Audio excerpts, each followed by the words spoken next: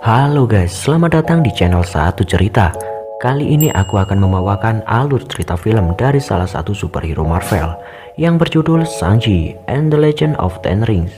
Film ini menceritakan tentang legenda 10 cincin misterius yang memiliki magis luar biasa dan memberikan kekuasaan juga kekuatan tak terhingga bagi pemegangnya. Film ini disutradarai oleh Dustin Daniel Cretton dan dibintangi oleh Simu Liu sebagai Shang-Chi, Awkwafina sebagai Katie, Tony Leung sebagai Wenwu, dan banyak lagi bintang-bintang hebat lainnya. Tidak usah berlama-lama lagi, langsung saja kita masuk ke alur ceritanya. Film dibuka dengan legenda 10 cincin, sebuah senjata mistis yang dapat memberikan kekuatan seperti dewa untuk pemakainya. Selama berabad-abad, 10 cincin tersebut dimiliki oleh seorang pria bernama Su Wenwu. Wenwu mengaku bahwa dirinya menemukan 10 cincin itu dari sebuah makam kuno. Dengan adanya senjata tersebut, Wenwu seringkali menantang adu mekanik dengan kerajaan lain. Ia menghabisi semua pasukan kerajaan seorang diri, lalu merampas harta kerajaan untuk memperkuat wibawanya. Wenwu kemudian mendirikan organisasinya sendiri bernama 10 Cincin, di mana anggota 10 cincin ini ditugaskan untuk mengambil alih berbagai kerajaan dan juga pemerintahan.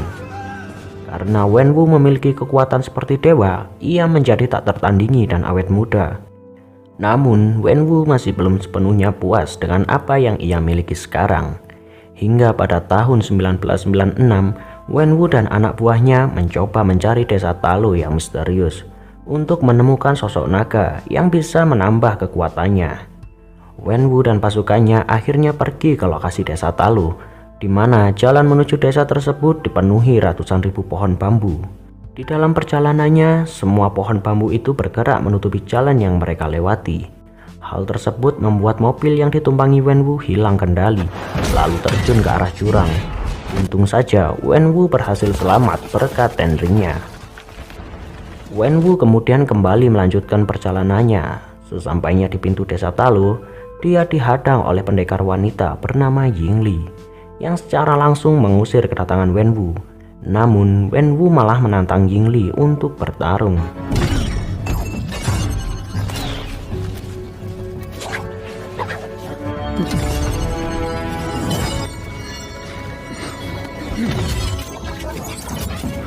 Gerakan kungfu yang dikuasai Yingli membuat Wenwu terkesan, dan secara tidak langsung Wenwu mulai jatuh cinta dengan Yingli. Pertarungan tersebut akhirnya dimenangkan oleh Yingli.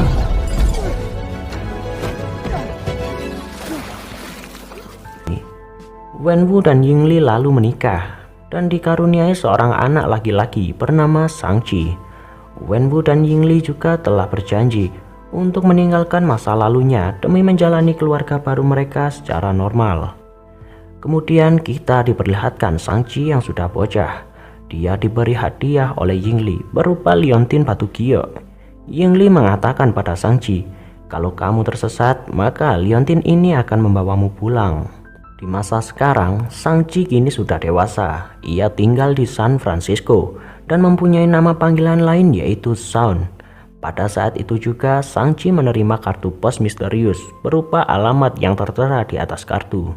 Kemudian Shang-Chi menjalani harinya dengan bekerja sebagai valet bersama sahabat dekatnya bernama Katie yang suka test drive mobil tamu-tamunya tanpa izin.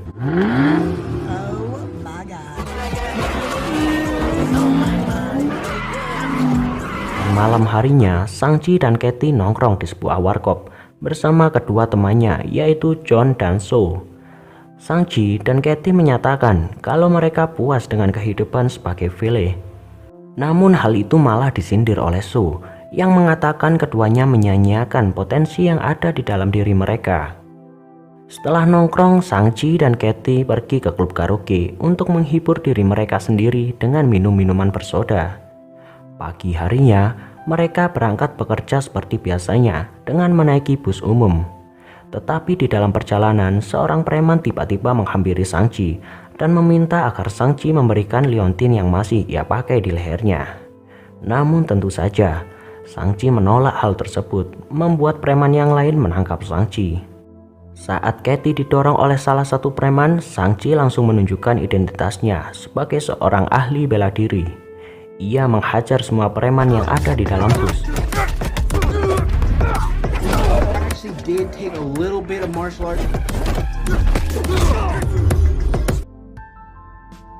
Setelah itu, Shang-Chi dihadapkan dengan pemimpin preman bernama Razor Fist yang memiliki tangan buntung, namun di dalamnya terdapat pisau besar.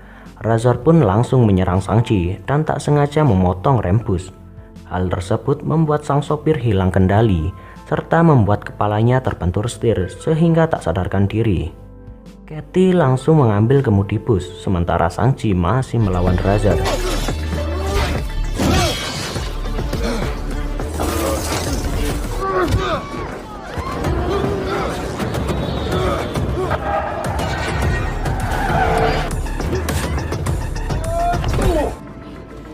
Di dalam pertarungan, Shang-Chi meminta semua penumpang untuk pindah ke gerbong depan. Lalu ia memancing Razor untuk tetap di gerbong belakang. Di sini Razor mengatakan kepada Shang-Chi kalau kakakmu bakal mendapatkan apa yang akan terjadi.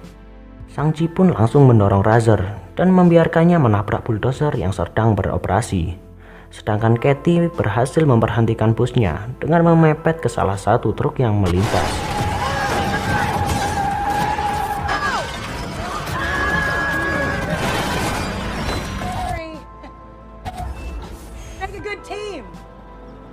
Setelah itu, Shang-Chi baru sadar kalau liontinnya telah hilang. Liontin tersebut berhasil direbut oleh Razor yang ternyata masih hidup. Shang-Chi dan Katie lalu kembali ke kontrakan. Katie mengajukan pertanyaan kepada Shang-Chi tentang siapa dirinya sebenarnya. Karena selama ini yang Katie tahu, Son hanyalah orang baik dan tak pandai bela diri. Shang-Chi lalu mengungkapkan kalau dirinya memiliki kakak perempuan bernama Xiaoling yang terpisah sejak ia meninggalkan ayahnya ke Amerika. Kemudian Shang-Chi menunjukkan alamat kartu pos yang dia yakini dari Xiaoling, dan ia pun berencana akan pergi ke alamat tersebut yang terletak di Makau untuk menemui kakaknya. Sebagai sahabat sejati, Katie pun meminta Shang-Chi untuk mengajaknya ke Makau. Di dalam perjalanan menuju Makau menggunakan pesawat, Shang-Chi menceritakan sedikit tentang masa lalunya kepada Katie, di mana waktu Shang-Chi masih bocil, ibunya telah meninggal dan membuat Wenwu kembali ke masa lalunya sebagai ahli Ten Ring. Kemudian Shang-Chi dilatih bela diri oleh anggota 10 cincin, termasuk Death Dealer. Setelah menginjak umur 16 tahun, Shang-Chi baru sadar kalau ayahnya ingin menjadikannya seorang pembunuh. Shang-Chi lalu ditugaskan oleh ayahnya untuk membunuh seseorang, tetapi Shang-Chi menolak dan memilih melarikan diri ke Amerika. Di sini masih belum jelas siapa seseorang yang harus dibunuh oleh Shang-Chi dan juga masih tentang kematian Yingli, ibu Shang-Chi. Sesampainya di Makau, Shang-Chi dan Katie menemukan kalau alamat yang tertera di kartu ternyata sebuah klub pertarungan bebas. Keduanya lalu disambut oleh John yang kenal dengan Shang-Chi lewat video viralnya saat melawan preman di dalam bus. Welcome to the Golden Dagger. Di dalam klub tersebut, Shang-Chi melihat Wong, rekan Dr. Strange yang sedang bertarung dengan Emil Blonsky, yaitu lawan Hulk di film The Incredible Hulk. Pertarungan tersebut dimenangkan oleh Wong dengan membuat 2 portal dan membuat Emil memukul wajahnya sendiri hingga pingsan. Setelah itu, Wong dan Emil terlihat akur kembali. Keduanya lalu pergi menggunakan portal yang Wong buat. Setelah itu, John mendaftarkan Shang-Chi ke pertarungan selanjutnya, di mana lawan Shang-Chi ternyata kakaknya sendiri, yaitu Xiaoling. Di dalam pertarungan, Shang-Chi dihajar habis-habisan oleh Xiaoling.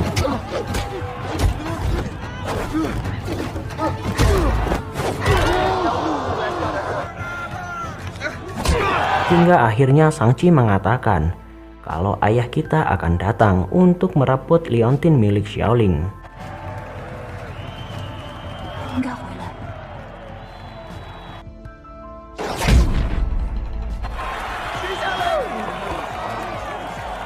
Setelah pertarungan selesai, Xiaoling mengungkapkan kekecewaannya kepada Shang-Chi yang telah meninggalkannya sewaktu ibunya meninggal.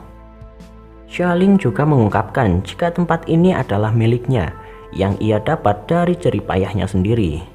Saat Shang-Chi memberikan suratnya, Xiaoling mengatakan kalau dia tidak mengirim apapun kepada Shang-Chi. Di waktu yang sama, anggota 10 cincin mulai berdatangan untuk menangkap Xiaoling dan juga Shang-Chi. Di sini Xiaoling sengaja meninggalkan Shang-Chi agar dia merasakan bagaimana rasanya ditinggal pergi. Shang-Chi dan Katie lalu mencoba kabur dengan melewati sisi gedung, namun keduanya dihadang oleh anggota 10 cincin dan mau tidak mau Shang-Chi harus melawannya.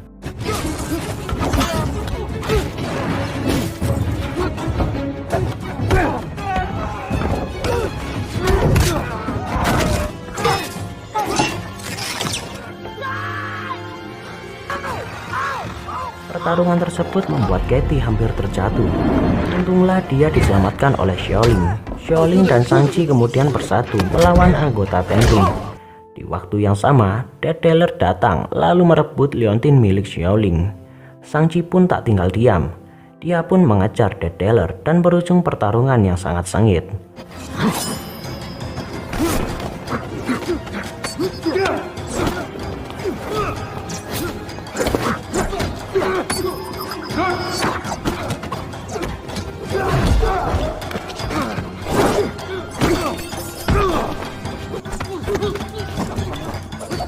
Saat Shang-Chi berhasil mengalahkan Detailer, Wen Wu datang dan menghentikan Shang-Chi dengan Ten Ring-nya. Kemudian Wen Wu membawa anak-anaknya dan juga Katie ke markas Ten Ring dan disambut oleh anggota yang sekarang terlihat baik kepada Shang-Chi. Kemudian di saat mereka sedang duduk bersama, Wen Wu mengungkapkan yang sebenarnya, bahwa penyerangan tadi adalah rencananya untuk mempersatukan kembali Shang-Chi dan Xiaoling. Wen Wu juga mengatakan kalau dirinya ingin mewariskan semuanya kepada Shang-Chi, termasuk senjata Ten Ring. Namun Shang-Chi menolak karena ia tak mau berurusan dengan Ten Ring, yang membuat sikap pemiliknya menjadi keras kepala. Kemudian Wen Wu membawa ketiganya ke ruangan penelitian tentang desa Talu, tempat asal Yingli.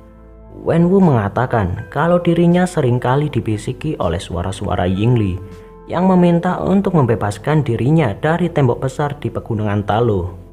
Hal itu membuat Wen Wu berpikir kalau Yingli masih hidup. Jadi saat Yingli meninggal, Wen Wu mengembalikan jasad istrinya kembali ke desa Talu. Mendengar omongan Wen Wu, Shang-Chi tak percaya. Untuk meyakinkan Shang-Chi, Wen Wu mengambil kedua liontin dari Shang-Chi dan Xiaoling, lalu menempelkan ke mata patung naga di ruangan tengah. Setelah itu patung naga tersebut tiba-tiba menyala.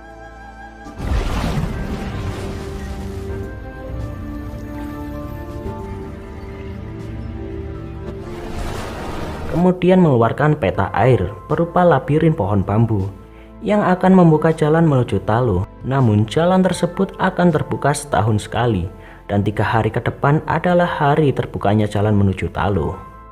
Wen Wu mengatakan rencananya kepada anggota 10 cincin untuk menyerang desa Talu lalu mengambil kembali Yingli dari mereka.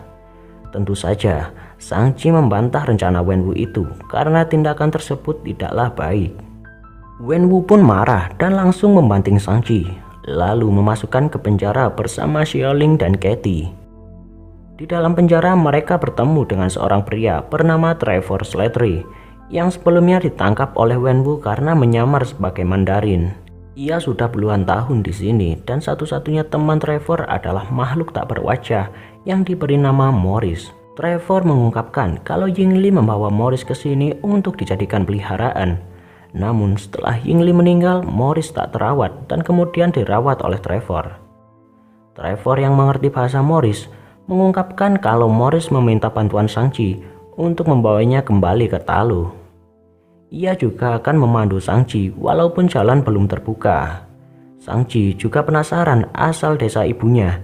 Ia pun mau untuk mengantarkan Morris ke desa Talu. Mereka akhirnya pergi ke garasi markas melalui jalan rahasia yang ditemukan oleh Xiaoling.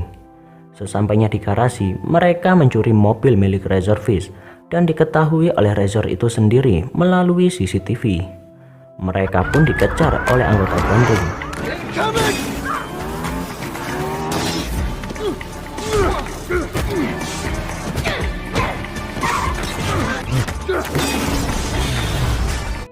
Namun, karena Katie yang menyetir, mereka pun akhirnya berhasil lolos dari kejaran anggota Ten Ring. Pagi harinya, mereka sampai di labirin bambu. Morris lalu menunjukkan jalan menuju Talo lewat jalan rahasia. Namun, kemudian pohon bambu itu mulai bergerak dan memaksa Katie untuk mempercepat kendaraannya. Dan akhirnya mereka berhasil lolos dari bambu dan sampai di desa Talo.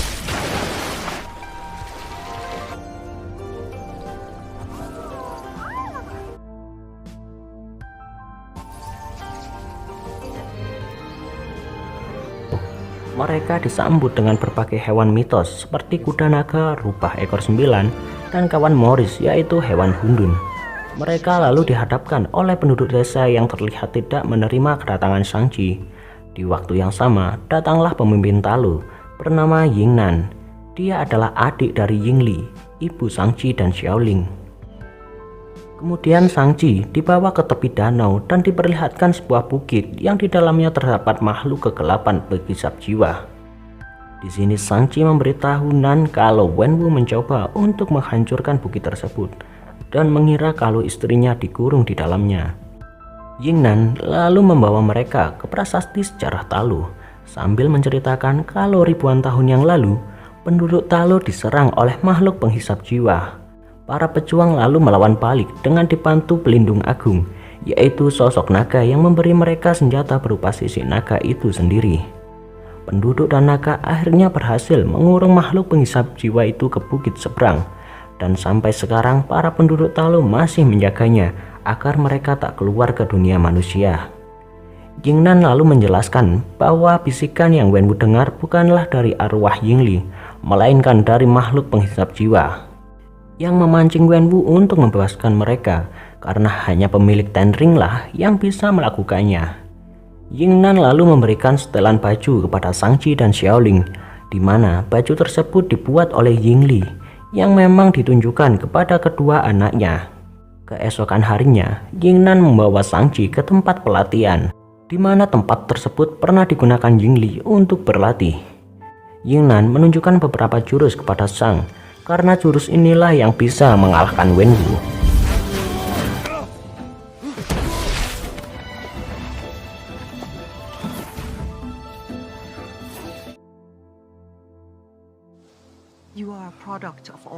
Sedangkan Katie kini diajari cara memanah oleh tetua Talo agar ia memiliki keahlian dalam bertarung.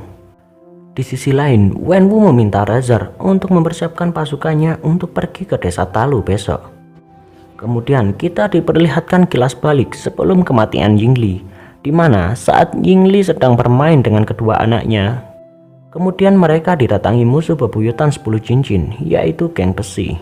Mereka menuntut keluarga Wenwu untuk membayar kerugian atas apa yang dilakukan Wenwu semasa masih berkuasa. Karena kebetulan sekali tidak ada Wenwu di rumah, geng besi pun memilih untuk membunuh Yingli sebagai tanda balas dendamnya. Yingli yang saat itu sudah meninggalkan kekuatannya di Talo tak bisa lagi menggunakan kekuatannya, dan akhirnya ia pun meninggal diserang oleh geng besi. Kemudian Wenwu datang sambil membawa 3 bungkus nasi pecel. Mukanya berubah menjadi sedih ketika melihat istrinya sudah meninggal. Dalam kemarahannya, Wenwu membawa Shang-Chi muda untuk membantai semua geng besi dengan Ten Ring-nya. Wenwu lalu menginterogasi salah satu geng besi untuk memberitahu di mana ketua geng berada. Karena tak ada jawaban, Wenwu pun langsung membunuhnya tepat di hadapan Shang-Chi. Kemudian Wenwu melatih sang bela diri.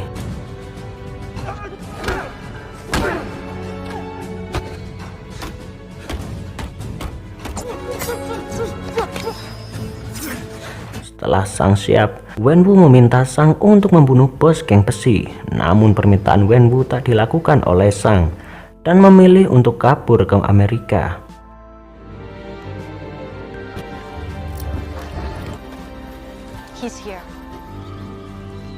Pagi harinya, Wenwu dan anak buahnya kini telah sampai di desa Talo. Shang bersama pejuang Talo lalu berbaris untuk menahan Wenwu. Dan tanpa basa-basi, pertempuran pun dimulai.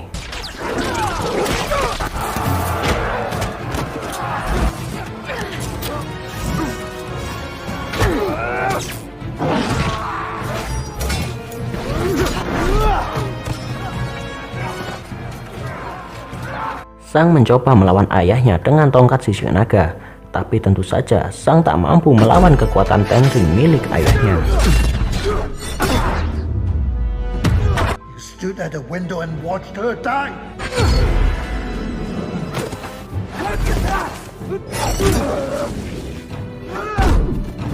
Sang lalu menghina Wenwu yang bertindak sesuai amarahnya. Wenwu pun marah dan meninju Sang sampai terlontar ke tengah danau. Setelah itu Wenwu mendengar suara Yingli dari sisi bukit. Ia pun melompat ke bukit tersebut dan menemukan sebuah gerbang yang terbuat dari sik naga.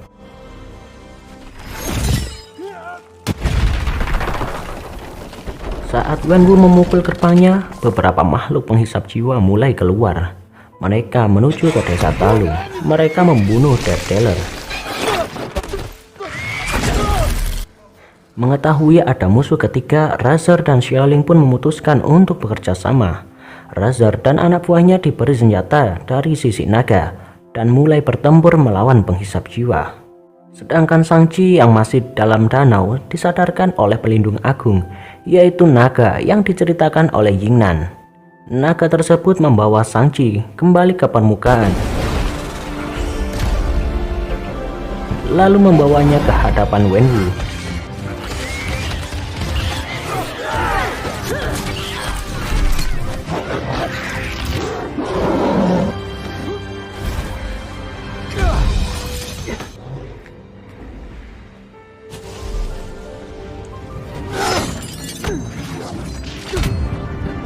Di dalam pertarungan tersebut, Sang mempraktekkan gerakan dari Yingnan dan tanpa dia sadari, kekuatannya mampu mengendalikan Ten Ring.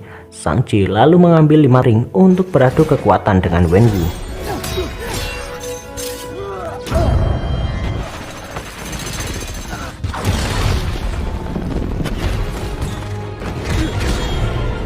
Kemudian ia mengambil semua ring dan akan mengarahkannya kepada Wenwu. Akan tetapi Sang tak mau melakukannya karena Wenwu adalah ayah kandungnya sendiri. Saat itu juga makhluk alpha penghisap jiwa muncul dari balik gerbang. Makhluk tersebut langsung menangkap Wenwu dan akan menyerap jiwanya. Wenwu kemudian melepaskan kekuatan Ten Ring-nya kepada Shang-Chi dan Wenwu meninggal. Tepat sebelum makhluk besar tersebut terbang ke arah desa, di waktu yang sama Xiaoling datang dengan mengendarai naga, lalu menyuruh Sang untuk naik ke atasnya. Mereka langsung menyerang makhluk penghisap jiwa itu dengan menyeretnya ke pusaran air. Akan tetapi makhluk yang lain berdatangan untuk memberikan beberapa jiwa ke mulut si Alpha. Hal tersebut membuat si Alpha semakin kuat. Ia menangkap sang naga lalu mulai menyerap kekuatannya. Katy memberanikan diri untuk membantu Sang. Ia melesatkan anak panah dan berhasil mengenai tenggorokan si Alpha. Kemudian disusul dengan serangan dari Sang yang memasukkan Ten Ring-nya ke dalam tubuh sang Alpha. Sang lalu melakukan gerakan-gerakan parkour yang ia pelajari di TikTok untuk meledakkan tubuh si Alpha.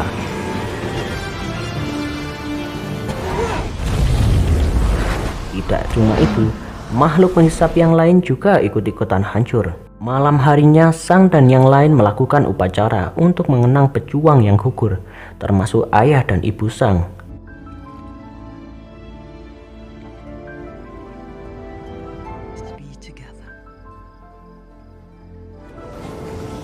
Beberapa hari kemudian, Shang-Chi dan Katy kembali ke San Francisco dan menceritakan semuanya kepada John dan So. Tentu saja, So tak percaya dengan omongan Katy. Namun tak lama kemudian Wong datang dengan portalnya dan mengajak Sang dan Katy untuk ikut dengannya ke kamar tas.